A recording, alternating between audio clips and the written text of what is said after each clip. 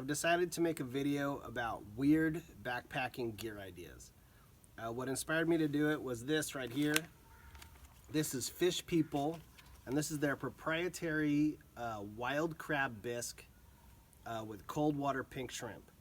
It's got paprika, turmeric, and a squeeze of lemon in it. And the reason I got it was I saw $100 of this stuff, which I have here.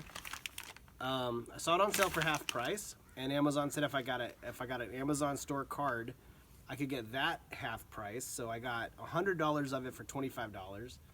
Then when I got it in the mail, it was as heavy as a pile of wet towels.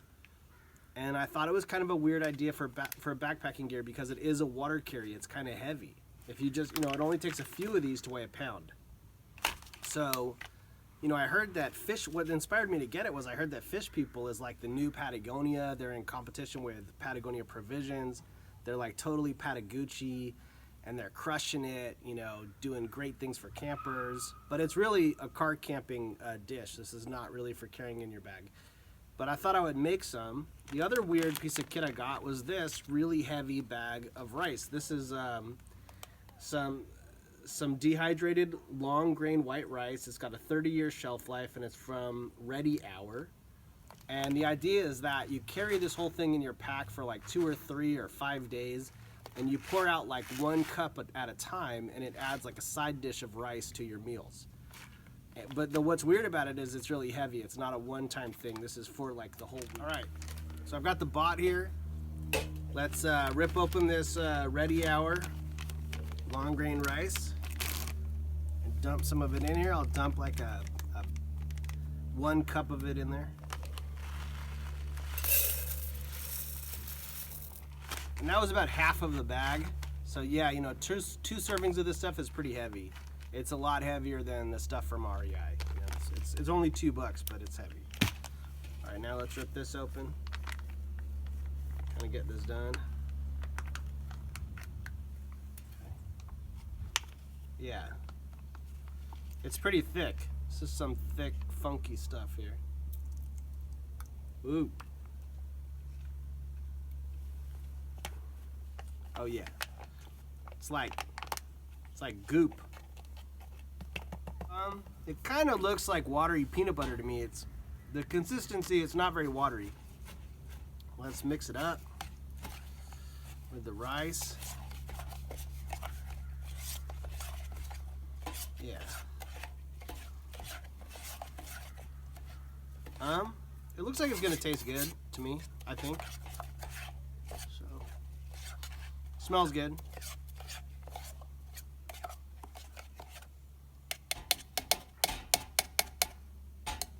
Yeah. I'm gonna let that sit for like an hour and let the rice kind of absorb all the water. And then we'll heat it up and taste it. All right, so I totally screwed this up. This camping gear, Ready Hour, which is has a 30-year shelf life. This is not dehydrated rice. It's just normal rice.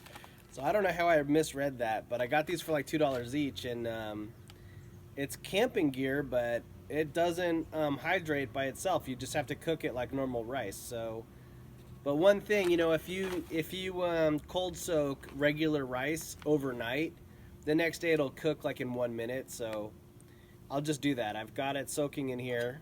I'll leave this until tomorrow, and then I'll heat it up and eat it and see what it tastes like. I'm making a video about the weirdest camping gear I can find.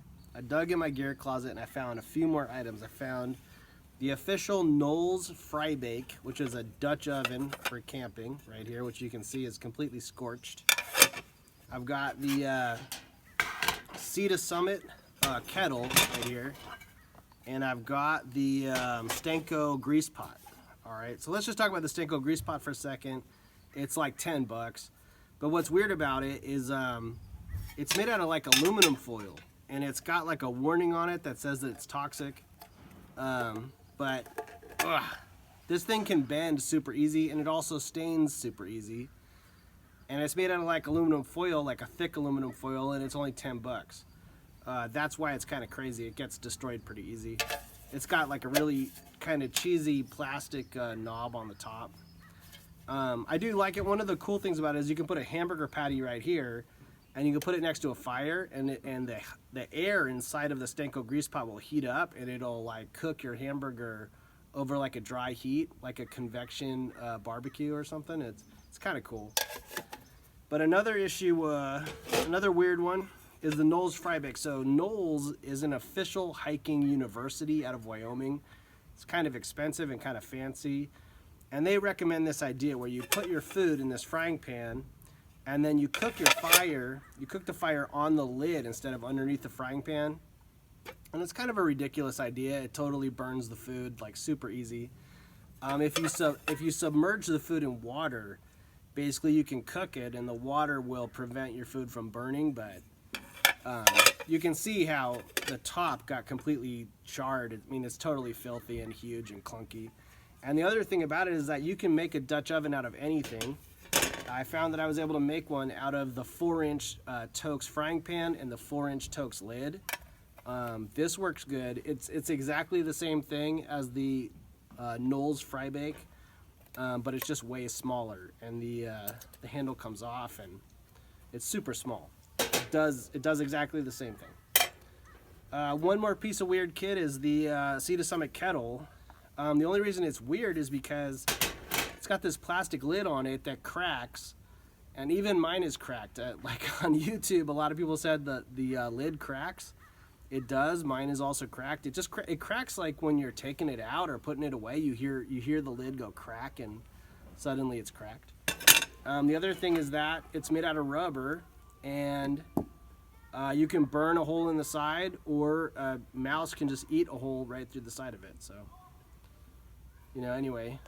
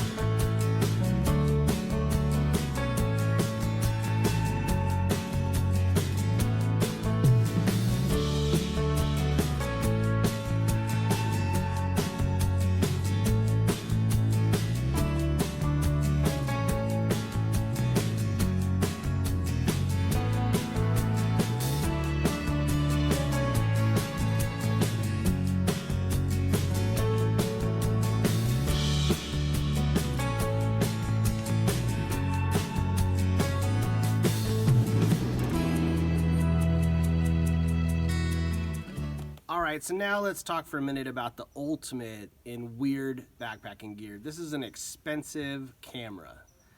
This is the worst thing to bring with you backpacking that there is. Partially because of the price tag. They cost anywhere from $1,000 to $5,000. This one costs $2,000. It's the Fuji XT system. And it was a terrible idea. I took beautiful photos with this that were published in an outdoor magazine called OutdoorProject.com. I took beautiful photographs of Machu Picchu and the salt flats of Bolivia in Ushuni. But there's a million reasons not to bring this. The number one reason is that the same number of people are going to look at your beautiful photographs as they will if they look at your phone video on YouTube. The iPhone is absolutely the ultimate tool for shooting video of your backpacking trips. It's light, it's discreet, it doesn't really bug other people, and it takes beautiful 4K video. It doesn't necessarily take great photographs, but the issue is that the same number of people are going to look at your video on YouTube as would have looked at your photos. And this one costs $2,000, and all it does is take pictures. You know, the phone does everything else. It's got your GPS on there. It's got your ability to buy plane tickets. It's got, you know, hotel rooms. You can buy a car or motorcycle on there. You can do pretty much anything. You can catch a cab. You can check into a hostel. You can do all kinds of stuff with the phone. And the iPhone, it's got awesome video. It's got awesome image stabilization. It's got awesome film editing. And you can easily upload in 4K to YouTube. With the camera, you know, this has got Wi-Fi in it, so I can transfer these photos to the iPhone, and then upload to the internet. But the thing is that these cameras weigh at least a pound. They weigh anywhere from 1 pound to 3 pounds.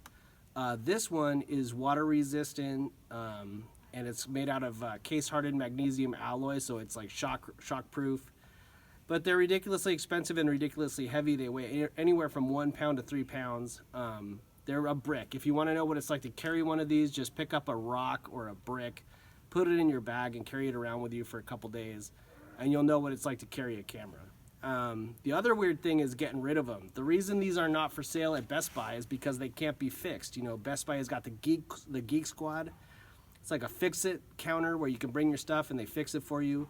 They can't fix this stuff. None of this stuff is covered under warranty. It can't be fixed. And you can't really sell it either. You know, this camera cost $2,000. I just sent it back to the store where I bought it, and they said that they wouldn't buy it back from me, not even for $100. This lens came for free with another camera that I bought back in 2012. And now if I wanted to replace it, it's $1,000. And this one is broken. When I sent this lens back to Fuji to have it fixed, somebody stepped on it. In between the post office and New Jersey, where Fuji is located, somebody stomped on this lens and bent it. So now it doesn't have autofocus, it only has manual focus, and the manual focal ring is stiff. And they won't buy it back from me. And if I wanted to replace it, it's $1,000. The other lenses are all, the cheapest lens you can get is like $400. This camera they wouldn't buy from me, and when they sent it back it was damaged. It's got thumbprints all over it. The rubber housing was peeled off when they sent it back. The door on the side is broken off for some reason, and some of the paint is chipped off the top of the camera. So I mean, you know, it's a big pain in the butt.